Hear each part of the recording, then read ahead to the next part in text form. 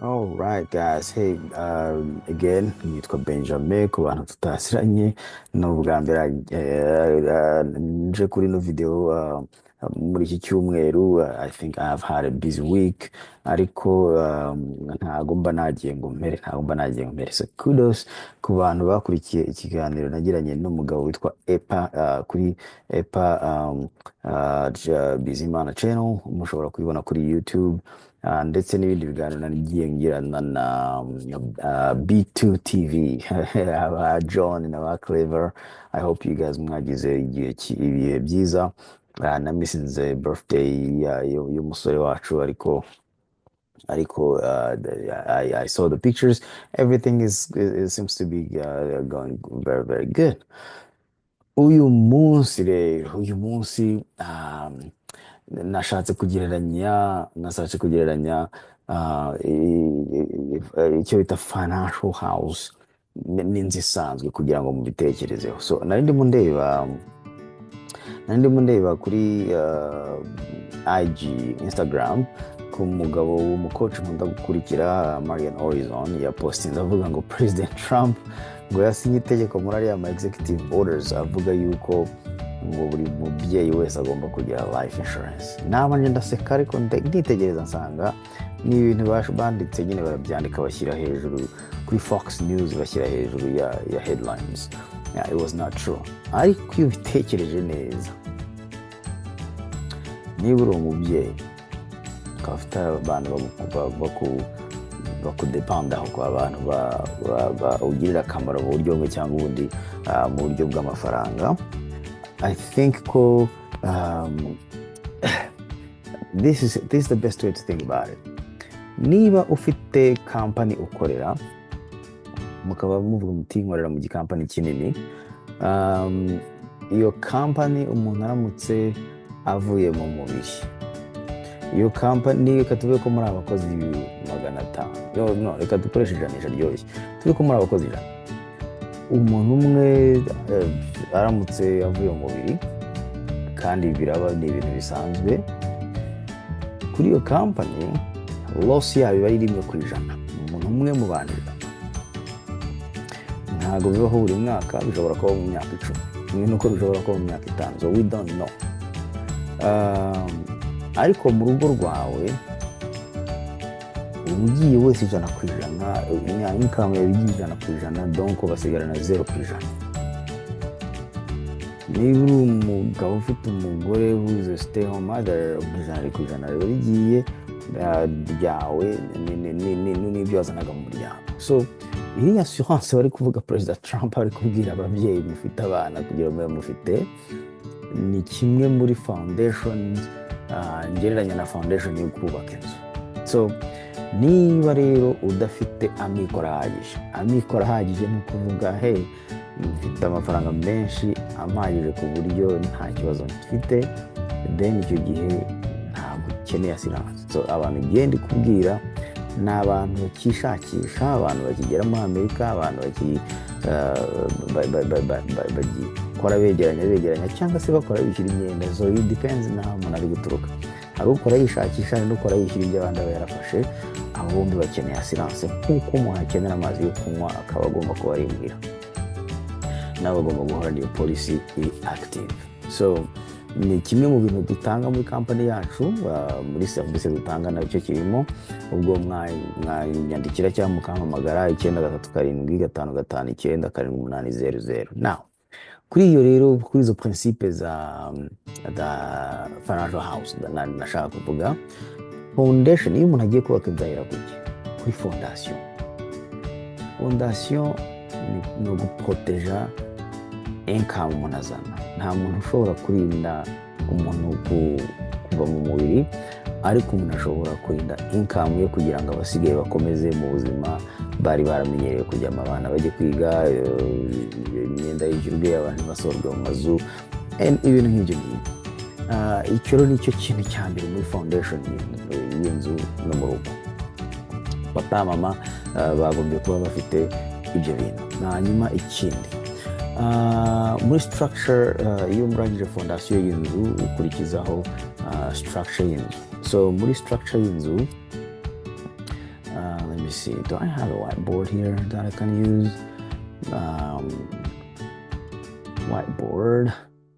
Whiteboard.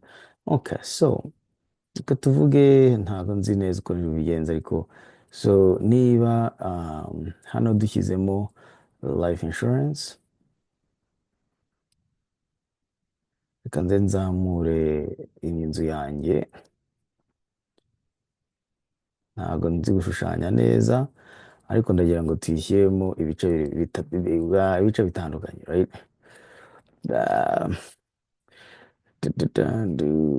Three. Okay, good. Awesome.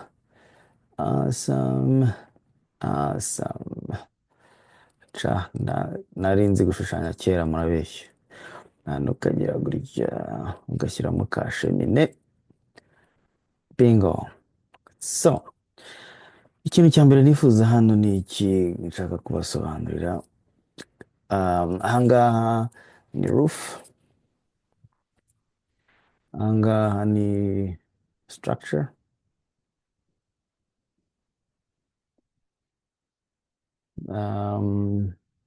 Iyi ngiyi ni foundation.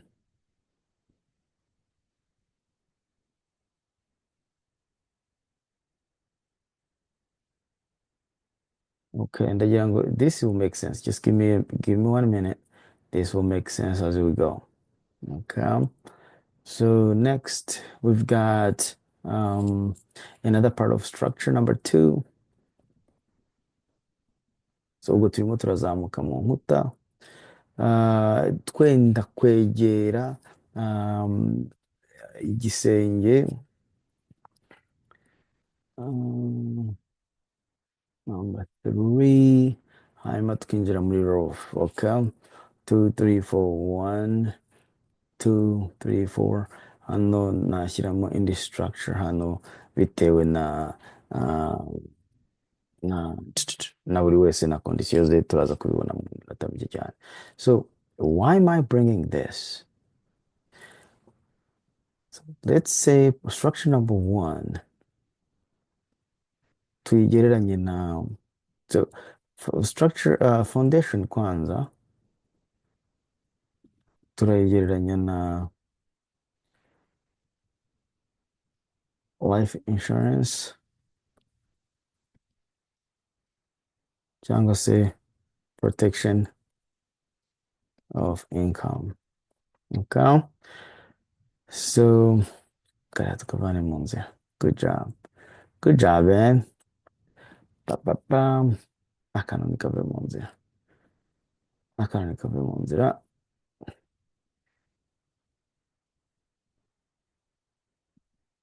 Akariya kave mu nzira. Now, okay, so we can fit this in here. So structure number 1 is the second. Urumva iyo uzamura inzu ntabwo uhera ku gisenge. So nidukurikiza bino bintu turabikurikiza duhereye kuri most important things, tugenda tuzamuka. Hari ibintu by'ibanze gende komanda abantu kugira bikaba biri in place mbere y'ibindi byose uko byakabaye. Okay, so this is one of them. Number 2 nicyo nakwita nka I need nkeneye wenda colors. Can I have colors here? I don't have colors. Damn it. Okay, that's fine. Okay. You need debt elimination. Okay. Debt elimination. Ntabwo ushobora gusaba John amafaranga yo kwishyura Joseph ngo nurangiza yite ko uzagera ahantu uzagera. So I hope that makes sense. None reka tujye kuri structure number 2. Ubwo no kuvuga iki ni priorité numéro 3. So ibi ngibi iyo umaze kugira ko elimina debt elimination kireba, ntabwo ushobora kuba uri kujya mu majyaruguru umutwe wa majyepfo. Niba ufite umuntu uri mu mwenda, could be umuntu, could be company, could be student loans, could be credit cards, could be car loans, could be store cards, reba uburyo izo izo card uzishyura. Ushobora gukoresha debt stacking method. Abantu bakeneye kuyimenya bashobora kureba indi video yanjye nashyizeho, aho uhera ushobora kwishyura mu buryo bubiri amadete. Ushobora guhera kuri dete zifite intere yo hejuru, cyangwa se ugahera kuri dete zifite balance yo hasi. Icyakorohera nicyo ugomba gukora. So ngira ngo nasobanuye difference hagati ya revolving debt nsobanura na fixed debt. Revolving debt zo zimara igihe kirekire, kubera yuko ntago zigira expiration dates, kandi bakanazihereza interest rate yo hejuru. So nyabona izo nizo umuntu agomba guheraho, ubundi agahita yikubita muri fixed rate. Iyo avuye muri fixed rate, nibwo ahita atangira noneho kumenya ngo mfite inzu y'ibihumbi 50, nzarangiza kwishyura mu myaka 5, ubwo mu mwaka nzanishyura ibihumbi 10, ubundi nshyiremo na intere. So icyo gihe nyishyure vuba vuba. Nushaka kwishyura ukayirangiza mu myaka 4, ubwo uzishyura more money on a monthly basis. So icyo gihe ubuzi igihe uzarangiriza, ubuzi intere, ubuzi n'amafaranga uzarangiza kwishyura wishyuye muri intere, no muri n'agaciro k'ikintu ugomba kwishyura. So structure numéro 2 no gusetinga emergency fund.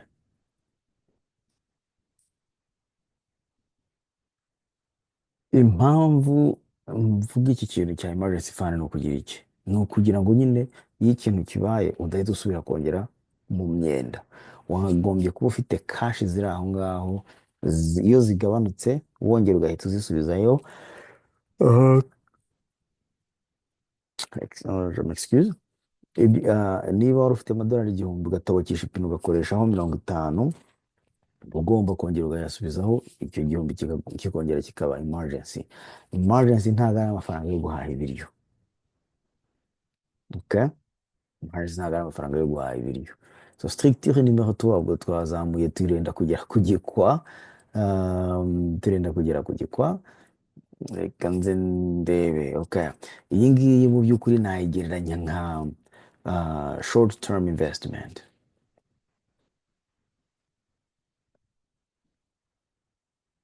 So izi ngizi ni za zindi ukora investment, ntabwo mvuze muri banki, ndi kuvuga muri investment, ntabwo ndi kuvuga savings.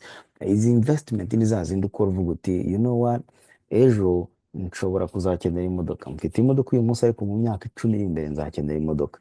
Ndi gushaka kugura inzu mu myaka 5, reka nze mbe nkora amafaranga nya saving, nkora down payment, nitegura down payment, kubera ko hari umuntu uzayimbaza kugira ngo arifange ku nzu. So ibyo bintu byose nibyo twita short term investment, ni hagati y'ibintu uzakenera mu myaka 5 n'7. So icyo gihe rero kubitegura uyu munsi bigufasha kutazagwa mu mutego wo gusubira kwisubira muri ya myenda. So mu gihe life insurance iteganya kwishyura muri loss of life na protection income, ukabishyura imyenda ukayimara, ugahita usetinga agafaranga ko gufasha mu bintu byihutirwa cyane bya emergency. Watobokesheje mu rugo, robine irapfuye, utuntu nk'utwo ngutwo, noneho hakazaho izo short term investment, ibintu uzakenera mu minsi iri imbere, kandi ubizi yuko uzabikenera. Ibyo ntabwo byagombye kuba bitunguranye. Emergency ni ikintu kiba gitunguranye, ariko short term investment ni amafaranga azakavaringa ibintu uzi neza ko uzakenera, ukaba witegura kugira ngo utazajya kwaka imyenda. I hope ko ibyo bintu byumvikana. Ahangaha rero ku bantu bafite abana no ku bantu bafite impinja, mpita ntekereza education saving. So hari kwishyura imyenda yawe wa mubyeyi we, ariko hari no gutegurira abana wabyaye kugira ngo batazahaka nabo imyenda nk'uko twayatse. Icyo kintu ni ikintu gikomeye cyane, nifuza yuko twe nk'ababyeyi twagombye gutekereza every single day. Okay? So icyo kintu kiza utagitekereje, akenshi havamo ikintu kitugonga, ugasanga umwana aho kugira ngo tumurage wealth, tugasanga tumuraze problems. So choice ariko ni yacu, nta muntu n'umwe ubiduhatira. Roof ariyo ya nyuma, icyo gihe no kuvuga ngo life insurance iri ku ruhande, ntabwo twongeye kuyivugaho kubera ko ni foundation. Inzu iramutse isenyutse, ziriya dete twavuze zibazoka mu rugo. Emergency fund ntayo igihari. Short term investment nizo bahita bakoresha, ugasanga na long term investment nizo student fund umuntu bari gutegura nazo ntizikibaye. aha rero noneho kuri rofu ni ukora long term investment. So now abantu bitiranya ino long term investment na short term investment. Long term investment ni ka kabando ka kure uca kare ukakabika kure. That's retirement money. That is the money you're paying yourself. Ni amafaranga uri kwihemba kugira ngo ubu uzahagarika gukora whatever you're doing ufite amafaranga liquid. I'm talking about liquid. Ntabwo ndi kuvuga assets zo kuvuga ngo amazu, ntabwo ndi kuvuga amasambu, biriya byose ntabwo mu by'ukuri ari ntuza liquid. Ndi kuvuga IRA, individual retirement account. Iki kintu cya individual retirement account gifite importance, gifite agaciro nk'uko life insurance gifite agaciro iyo utarayabona. Iyo utarabona amafaranga agira aguhagije, uba ukeneye life insurance ihagije. Iyo umaze kubona amafaranga ahagije, uba ukeneye iki? Uba ukeneye life insurance nke cyane bishoboka. Now, ushobora kureba rero ugasanga over period of time ku bantu so needs zagombye kugenda zigabanuka uko asset n'amafaranga agenda azamuka. Ubwo hano twaba tugeze nko ku myaka nka 65 wenda da, kandi iraje ejo bundi igihe ndashaje. Yes, so ibi bizaba bigeze ahangaha. Now ku bantu mufite amazu, harimo abantu bafite nk'amazu $500,000, let's assume yuko ufite obligations za $500,000. Niba ufite obligations za $500,000 uyu munsi ukaba ufite imyaka 40, ideology ni uko wagombye gutangira kujya ugabanya iyi myenda ku buryo uzagera kuri ino myaka ugeze kuri 0. Aha rero iri huriro, iri zingiro, kuvuga ngo uyu munsi ufite imyaka wenda 30. This is very tricky. Actually this is nice, I like it. Ntabwo nari nzi yuko hari buvamo akantu kameze gutya. So kuri iyi myaka nta mafaranga umuntu aba afite. Amafaranga azana uko umuntu agenda akura, hakazamo maturite, hakazamo gufata imyanzuro iri serie, hakazamo kudapfusha ubusa. Ushobora kuba ufite amafaranga ariko akanasohoka yihuse. Hano rero tugomba kuba wise, tukagenda dufata ibintu biri très important. Ku myaka 30 nubwo umuntu nta mafaranga aba afite, ni nabwo aba afite iyo nzu, nibwo aba afite umudamu, nibwo aba afite abana, nibwo aba afite iyo myenda, nibwo aba afite tuba dufite amaraha tugendana nayo. Ku myaka 65 ibyo byose ntacyo biba bikitubwiye. Tuba turi kuvuga ngo amaramuko yacu ageze hehe. So iyi nzu rero twavugaga n'izo financial obligations zagombye kuba ziri kumanuka aho, noneho ahubwo tugatangira ubuzima bugize bute, buri steady. Ni ukuvuga ngo butwinjiza mu zabukuru. Ahangaha niho twagombye kuba dufite ikintu bita cash. Inzu irishyuye, iri paid off, abana bagiye ku ishuri cyangwa barasohotse batangiye nabo ubuzima bwabo, imyenda irishyuye, we don't need short term investment anymore. Emergency fund ntitukikeneye ko dufite a lot of money. Amadete tumaze kuba twatangiye kumanaginga amadete ku myaka 30, so ntayo tugifite. Urabona rero yuko ari byiza. So I want to warn you, murabona ino myaka, reka tuvuge ko ari ku myaka 40, ku myaka 50,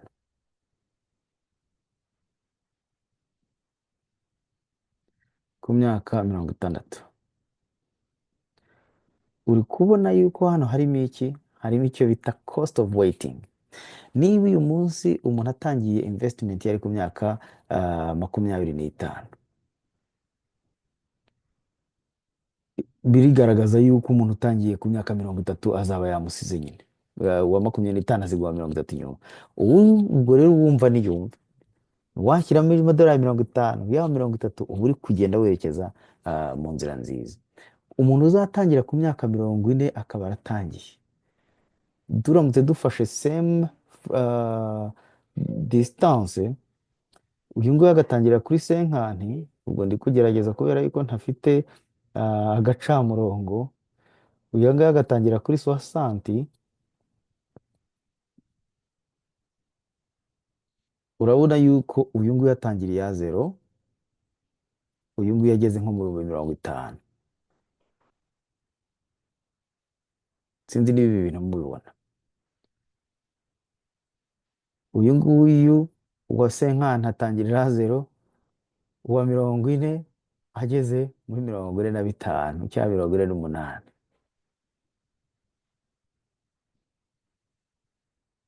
Nihangana abangu banjye bari kurira.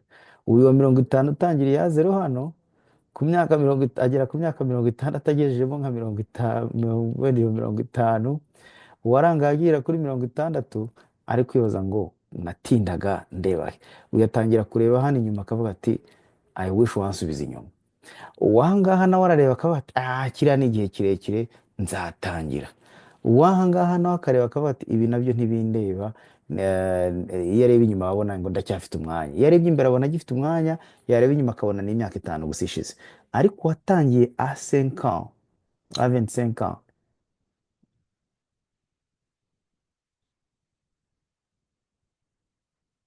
niba zino distance zanjye ziri kugaragara, uyatangirira zero, uyageze ku bihumbi wenda 10. ubwo ni ibihumbi 10, 20, 30, 50, 60, 70, komsa. ubwo nawe muri kubibona.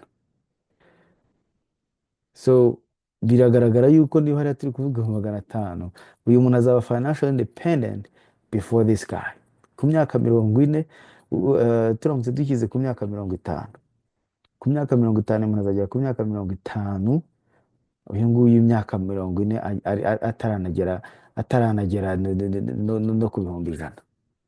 So uri kubona ko cost of waiting is very very expensive. sinzi ibyo bintu niba muri kukibona. I don't understand. sinzi niba ibyo bintu muri kubyumva. The cost of waiting is so huge that you cannot tolerate it. Rubyiruko mugomba gutangira vuba, mugatangira hakiri kare, mugatangira gusevinga hakiri kare, mbere yuko mureba back ku myaka 50 ukibaza ukavuga uti cyagiye nasuzuguraga bino bintu iyo gutangira. kubera yuko mu myaka 50, imyaka 60 ihita yihuta cyane. So rero ino nzu yawe uko ugenda ubaza ngo ibyo ukeneye gukora kugira ngo ugure inzu, ugomba no gutekereza kuri inzu yawe iri financial house. Your financial house matters. Your financial house matters as much as your life matters. Okay? So I hope yuko aka kantu kabagiriye akamaro. I hope yuko ibyo ndi gusharinga, ibyo nari sharinze hano be making a sense, kandi yuko uzagira ikibazo ashobora kumbaza. So mu bintu rero ntanga muri serivisi ntanga habamo biriya byose tuvuze. dutanga iyo foundation ariyo protection of income, dutanga debt management strategy, dukora midterm savings, dukora college savings, dukora retirement fund savings, ku buryo umuntu aba afite whole package twayita nka bulletproof, ku buryo ibintu byose biba bimeze neza nta na kimwe. So nagira ngo rero ngushimire wowe uzareba ino video nawe wayirebye. niba ari ubwa mbere kora subscribe, kandi ino metode nkweretse ikora ahantu hose uri mu gihugu cyose waba urimo. Ugomba kureba serivisi zikwegera ukareba nyine ibyo batanga ukaba ari byo ukoresha. So ntabwo amaramuko y'umuntu yagombye kuba ari muri life insurance. Never ever ever ever ever. umuntu uzakwigisha akakubwira ati gura life insurance kugira ngo uzakire, ibyo bintu ntabwo ari byo. umuntu uzakubwira ngo gura investment kugira ngo uzakire ejo hashoboka, ntabwo nabyo ari byo. kereka uwatomboye loteri nabyo uzambwira inshuro uzabanza guhomba mbere yo kuyitombola.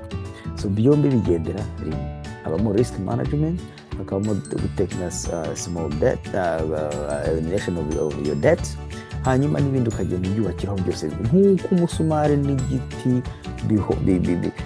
bibiri kimwe cyinjiramo kugira ngo ikindi gikomere, ni nako byo iyi life insurance na investment na debt management na credit card management byose bigomba kugendera rimwe. Nta na kimwe uheraho ngo usige ikintu inyuma ngo witegure ngo uvuge yuko ngo uzaba ngo make the right choice. It doesn't work that way. So I'm hoping yuko hari icyo bibafashije ibintu mvuze. Akantu kanyuma nagira ngo ndangize ni ka kantu ko muri roof mwabonye nise ngo IRA cyangwa individual retirement account. Ni ukukubwira yuko ziri account unless ukoresheje aba professionnel ubundi zishyirwaho na IRS. Ni ikigo cya leta gishinzwe nyine gishinzwe gushyiraho ibyo bintu by'ibyo byibare byose. Abakoresha banyu bajya batwara amafaranga bakayabakata mutumva n'icyo bayatwariye. Ugomba rero kumva icyo bishatse kuvuga. Ndebye hano bari kuvuga ko muri 2025 bazamuye contribution. Bari kuvuga yuko umukozi ashobora kuzamura contribution akayigeza ku bihumbi 23,500 muri 401k 403b na 457 plans. Abatumva ibyo bintu ngira ngo nari nabisobanuye. Hanyuma noneho abikorera bo nabo bashobora kugira gukora noza zabo bakazakora contribution z'ibihumbi 2,500 muri uyu mwaka. Hanyuma simple IRA ishobora kuba ibihumbi 16,500. So icyo nshatse kuvuga aho ngaho ni iki? Nuko iriya retirement hari abandi bantu bayigenga batari wowe. Ugomba rero kumenya ngo ese ndikumva icyo ino contribution yanjye mvuze kuri jye, ese ndayimaximiza. Nusanga utayimaximiza, ni umwanya wo kugira ngo ugerageze kuyimaximiza.